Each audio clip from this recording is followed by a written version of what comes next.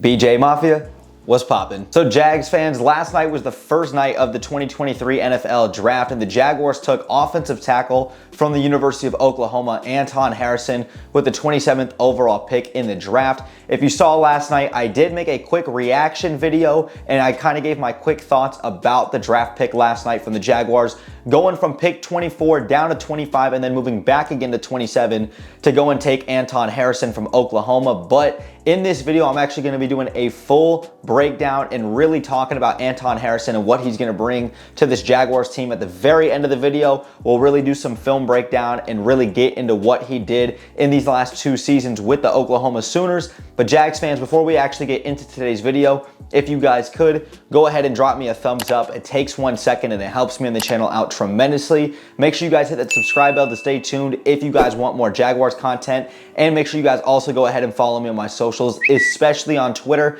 I'm very active and I'm on there every single day. The link tree will be in the description down below. But Jags fans, let's actually talk about Anton Harrison in today's video. So Jags fans, getting into this first topic, let's really talk about the offensive line depth that the Jaguars are going to have now. At left tackle, you're going to have Walker Little. At left guard, you're going to have Ben Barch.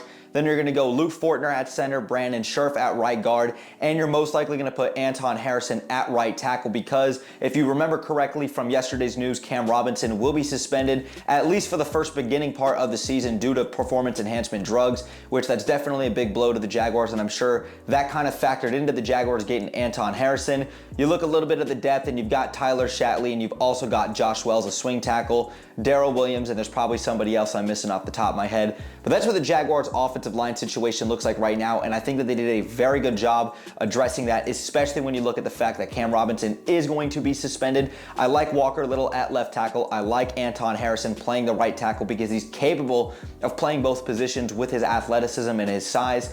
Now let's get into the second topic, really talking about what Anton Harrison brings to the table. Now Anton Harrison comes in at 6'4", 315 pounds. He's got 34-inch arms, so great frame, great size. He's got the level of physicality that you saw on tape that you want to see translate to the NFL game. He's also extremely durable, knock on wood, at just 21 years of age. He's only missed one game in the last 2 seasons for the Sooners. And talking about his production, in 2021, in 13 games, 671 snaps, he only allowed 14 quarterback hurries, 1 QB hit, and only 2 sacks for the Sooners. And then if you go to this past season, his junior year with the Oklahoma Sooners, he was phenomenal this year, had an even better output than his sophomore campaign. And in 2022, in 12 games this season, 862 snaps, he only allowed 8 QB hurries, had no quarterbacks hits, and only allowed 1 sack at left tackle this season. So in the last 2 seasons, he's only allowed 1 QB hit, doing a phenomenal job protecting his quarterback, and that's exactly what you want to do.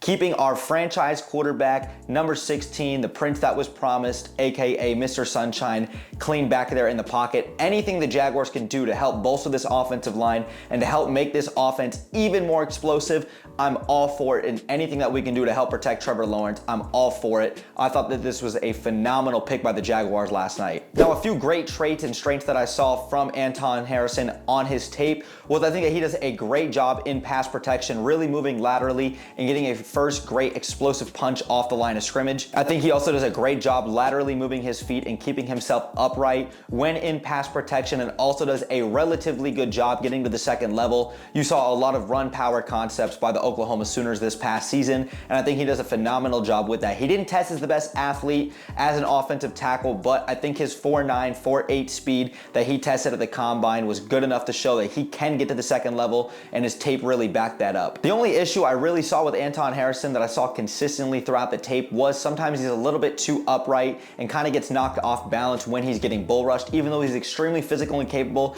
if he's got a defender and an edge rusher that's extremely fast and explosive and is capable of using a bull rush technique, I do think sometimes he does stay a little bit upright and doesn't get quite the leverage that he needs. But otherwise, he's an extremely physical specimen. I love what I saw from him on tape. And speaking of his tape, let's actually get into a little bit of film breakdown with him. So now getting into this first play with the film, we're going to go back to his sophomore campaign versus Iowa State. And in this first play in pass protection, I think he does a great job staying composed, moving laterally, being extremely explosive off the line of scrimmage, and making sure he buys his quarterback enough time to get out of the pocket, and he does a great job just containing the defender. This next play versus Iowa State, this is him on Will McDonald IV, who was the 15th overall pick.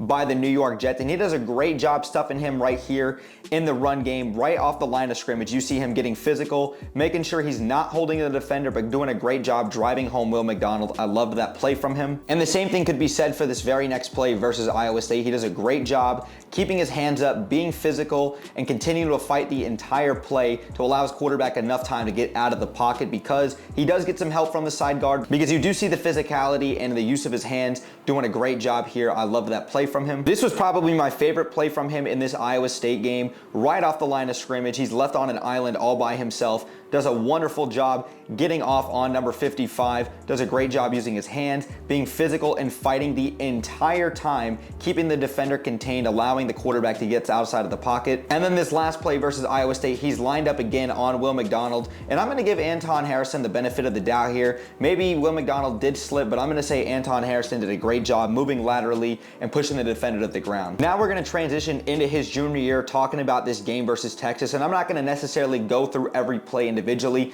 but I want you guys to see how capable he is in the run game, which was something that was shown as a weakness in a lot of his tape, but I think he did a phenomenal job in these run power zone schemes, getting off the line of scrimmage, doing a great job being physical, driving his defenders back. And then even in these passing game concepts, I think he does a great job staying upright, keeping his hands upright the entire time, and doing a great job driving home his defenders. You see that on a multitude of these plays. And then even in some of these plays, he's doing a great job in the run block zone schemes, doing a great job using his physicality, using his athleticism to get to the second level. These next three plays I love for him versus Texas, because he does a great job on this play, out in the open field, making a huge hit, allowing the runner to get some more space.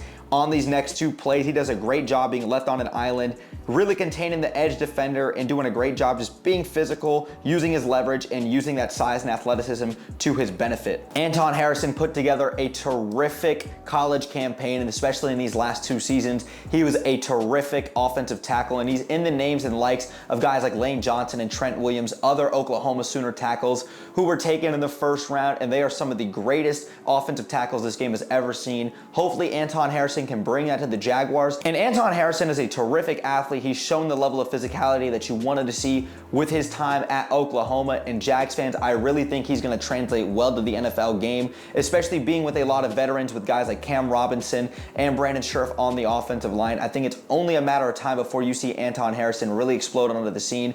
He's got the physical tools, he's got the attributes, and he's got the size and athleticism to succeed at the next level. I'm really excited for this guy. But Jags fans, before we actually really wrap up this video, I want to talk about what we can kind of expect from the Jaguars going into day 2 of the draft, because that is tonight at 7 p.m. Eastern. Let's actually talk about what the Jaguars still have available for them as of right now. So I'll put the graphic up on the screen for you guys to see, but the Jaguars have 1 second-round pick, 1 third-round pick, 4 fourth-round picks. We have a 5th-round pick, 2 6th, and 2 7th-round picks. The Jaguars still have 11 remaining draft picks in this year's draft class, and I know Trent Baalke is not going to be selecting 11 more players, but I do expect Trent Baalke, with all of that ammunition, to go and move up in this year's draft, to possibly go and get a guy like Osiris Torrance still from Florida, Brian Branch, Joey Porter Jr., Darnell Washington, Michael Mayer. The list goes on. There's a lot of great talented players that still remain in this draft class that we expected to be gone in this year's first round or somewhere early in the second round. So I do expect Trent Baalke to go ahead and make that move at some point during tonight's draft, maybe before the draft, maybe as we kind of see some players keep slipping up in the draft. I'm extremely excited to see what Baalke's going to be cooking up. And even if it's not someone from the draft class, maybe the Jaguars go out there and then go and get Budda Baker from the Arizona Cardinals to really help fulfill that safety role and that nickel position that the Jaguars could desperately use. Who knows what the Jaguars are going to do? I'm going to try to keep you guys as posted as I possibly can here on YouTube and especially on Twitter.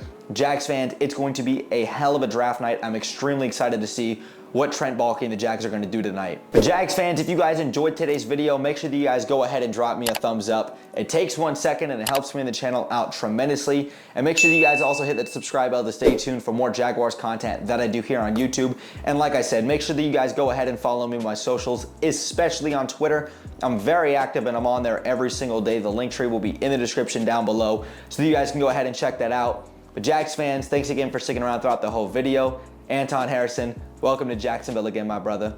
Go Jags, baby. Peace.